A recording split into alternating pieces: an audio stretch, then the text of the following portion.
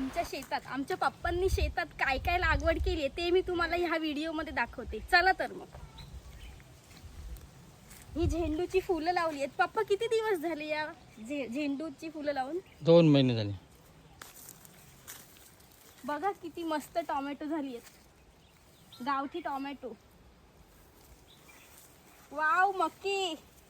पप्पा किती दिवस झाले मक्याच्या झाडांना? 1.5 महिना झाला. 1.5 महिना. माझे पप्पा रोज कामाला जायच्या आधी सकाळी रोज शेतात झाडांना पाणी घालायला येतात. पिवळी झेंडूची फुलं पण लावली आहेत पप्पांनी.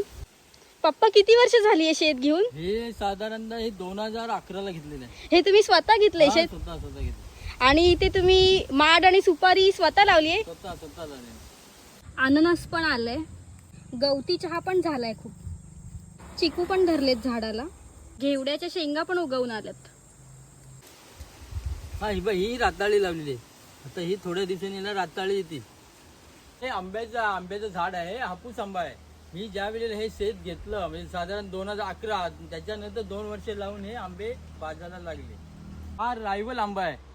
माझी पत्नी रेश्मा हिने तिच्या माहेरून आणून एक बाठा तो लावला होता. तो आता बाजाराला लागलेला आहे. याला रायवल आंबा म्हणतात. हा सफेद कांदा, अलिबागचा सुप्रसिद्ध सफेद कांदा म्हणून मुंबईकर नेतात तो हा सफेद कांदा. नंतर काढली. वांग्याची लागवड पण केली आहे पप्पांनी. सुपारी आहे, आत्ताच यायला लागलेली आहे. तुम्ही जर झाडावर बघितली तर आत्ताच यायला लागलेली असं दिसेल.